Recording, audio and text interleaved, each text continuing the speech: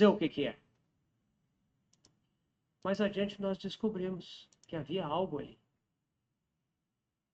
Então, a intuição, ela nos traz essa inteligência espiritual que independe da nossa capacidade mental. É claro que a nossa mente, ela deve cooperar com a intuição. A partir do momento em que eu recebi algo do Senhor, a alma vai tentar entender, ela vai tentar identificar, ela deve agir daquele modo que lhe é próprio, auxiliar a entendermos o que Deus está falando. Mas a intuição é algo que não vem do nosso intelecto. A intuição, Marcos 2, de 6 a 8. Tem mais versículos. Depois, irmãos, se quiserem, eu posso até passar para os irmãos.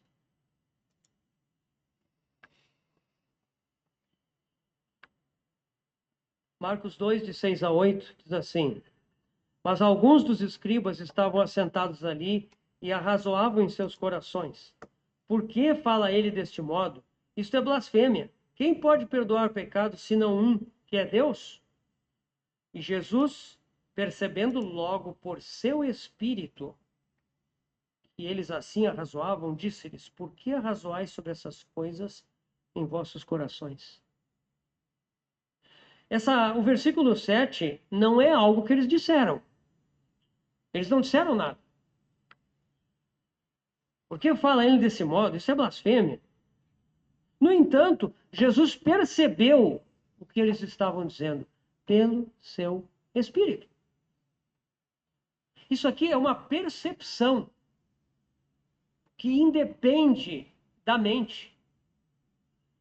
Jesus não estava ali com aquele preconceito, esses fariseus aí só pode estar pensando porcaria. Não. Jesus foi capaz de receber inteligência celestial sobre aquela situação. E ele então agiu com base nisso. Meus irmãos, não tem uma concepção errada. Não pensem que, Jesus é o Filho de Deus. Ele sabia de tudo. Ele enxergava tudo. O Senhor Jesus aqui, nós sabemos que quando ele veio a essa terra, ele se desvestiu da sua glória, da sua majestade.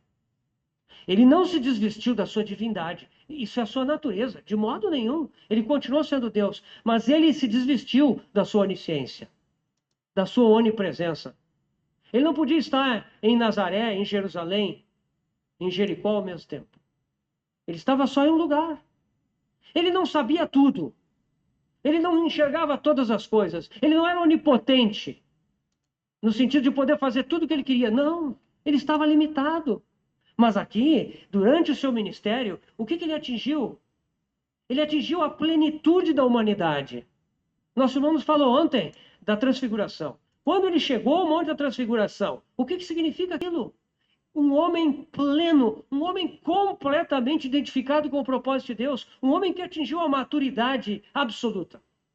Por isso ele podia ser levado, se quisesse. Então aqui Jesus usou uma faculdade que nós temos de intuição, percepção espiritual. Então essa é a intuição. Cuidado com a intuição. Porque senão nós podemos daqui a pouco sair profetizando por aí, sair dizendo o que vem no nosso coração. A intuição, ela tem um fundamento, que é a palavra de Deus. Então, irmãos, como nós já falamos ontem, a base da intuição é a palavra de Deus. Quanto mais ricamente essa palavra habitar em nós, mais ricos nós vamos ser no conhecimento intuitivo das coisas. Por fim, a comunhão.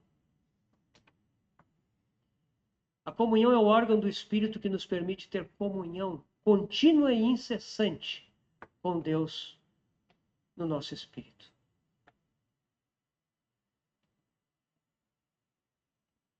Amados irmãos, o grande problema que nós temos, e eu me incluo nisso, é que muitas vezes nós temos uma vida cristã intermitente. Alguns irmãos lembram os mais antigos, né? Da época que a conexão com a internet era discada. Tinha que, né, discar ali, tudo acessar e fazer aquele barulhinho, aí, né? Aí a gente podia lá ver os e-mails, fazer algumas coisas, né? Mas muitos de nós, muitas vezes vivemos assim, conexão intermitente. Tem horas que nós desligamos do Senhor. Nós ligamos o modo terreno. E é nessas horas, justamente, que o inimigo prepara as suas armadilhas. Mas a conexão da comunhão do Espírito Santo é uma conexão permanente. E por meio da comunhão nós podemos perceber os movimentos do céu. Nós podemos perceber as opiniões, as apreciações do céu sobre as coisas. Nós podemos perceber a direção do céu sobre as coisas. Isso é comunhão. Isso é comunhão. A comunhão do Espírito Santo, né? Mateus 26, 41. Pertinho de Marcos aqui, já fica mais fácil. Mesmo texto que nós já falamos, vigiai e orai, para que não entreis em tentação. O Espírito, na verdade, está pronto.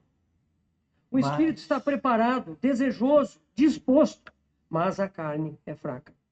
Então, o nosso Espírito está sempre pronto, irmãos. Nós aqui, muitas vezes, não estamos no Espírito. Ele está sempre pronto em nós. Essa é a disposição do Espírito Santo. Então, a consciência do Espírito se assemelha ao sentimento da alma. A consciência do Espírito é uma reação espontânea que vem do nosso Espírito em relação às coisas. Precisamos estar sensíveis, porque senão nós simplesmente não perceberemos. Paulo fala a Timóteo daqueles que têm a consciência cauterizada. Paulo se refere ali, irmãos. Os irmãos da área médica sabem bem o que é cauterizar, né? Cauterizar significa secar o ferimento de forma que ele vedou completamente. A nossa consciência pode ser cauterizada, ela pode ser fechada se nós recusarmos a voz da consciência. Isso é uma questão de sensibilidade espiritual. Consciência, então, é uma reação similar ao sentimento. Mas ela não vem de nós mesmos, ela vem de Deus. A intuição se assemelha à mente da alma. A intuição é revelação. É um descortinar de alguma coisa.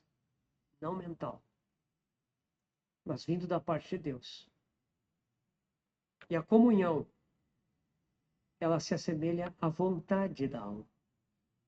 Porque a comunhão do Espírito, ela é um impulso. A comunhão do Espírito sempre quer nos levar para o Senhor. Quando nós pensamos nessa função da comunhão, irmão, sempre lembre disso. A comunhão, ela é um poder atrator. Ela nos atrai para o Senhor. Ela sempre vai nos levar para o Senhor. Por isso, a comunhão do Espírito Santo está ligada à adoração. À contemplação do Senhor. O Senhor falou em João 4. Que o Pai busca adoradores que o adorem em espírito e em verdade. Deus busca adoradores. A comunhão do Espírito nos leva à adoração. A contemplar o Senhor em todas as coisas. Isso é um coração que deve estar presente em nós. Adorar o Senhor. Irmãos, eu sempre lembro do Salmo 119. Eu não lembro agora qual é o versículo. Mas o salmista diz lá, 7 vezes por dia eu te louvo. Esse salmo, uma vez lendo ele, me impressionou. E eu comecei, de vez em quando, a checar o meu coração. Senhor, quantas vezes eu te louvei hoje? Não é uma coisa literal, a gente sabe que 7 é um número que fala da perfeição terrena. Mas, entendendo de forma bem simples, né, irmãos? Quantas vezes nós louvamos o Senhor? Adoramos o Senhor durante o nosso dia? Quantas vezes nós somente paramos para elevar os nossos olhos e adorar o Senhor? Glorificar o nome do Senhor. Isso é a comunhão do Espírito. A comunhão do Espírito tem a ver com a adoração. A intuição do Espírito tem a ver com a palavra de Deus. E a consciência do Espírito tem a ver com a oração. Porque Paulo nos diz ali aos Colossenses, capítulo 5, orai sem cessar. Ele fala lá também, em Efésios 6, orando em todo o tempo no Espírito. O que é orar sem cessar? É estar em atitude de oração. É reagir diante das coisas em oração. É levar as coisas ao Senhor em oração. Então, irmãos, essas são as funções do nosso espírito. Isso é a nossa academia espiritual. Essa é a nossa academia espiritual. Fechamos com chave de ouro nos termos aí. A Dinamis fica muito feliz de ser a academia da vida espiritual. Venha treinar a vida espiritual conosco. Amanhã, sexta-feira, às 19 horas, outra live. Sábado, novamente, às 19 horas. Sábado, às 10 e domingo, às 10. E amanhã de manhã, o nosso mini treinamento do empreendedorismo geotécnico, gestão verdadeira e produtivista. Vem conosco, vem trabalhar conosco. Trabalhar treinamento na vida espiritual. Fazendo, quiçá, a gestão cristã do empreendedorismo geotécnico ou desenvolvendo produtos conosco na engenharia civil geotécnica. Vem conosco. Tchau, até amanhã. Obrigado. Compartilhe o nosso trabalho, é nosso, é do reino de Deus. Compartilhe. Tente atingir o coração dos seus familiares e seus amigos. Tchau.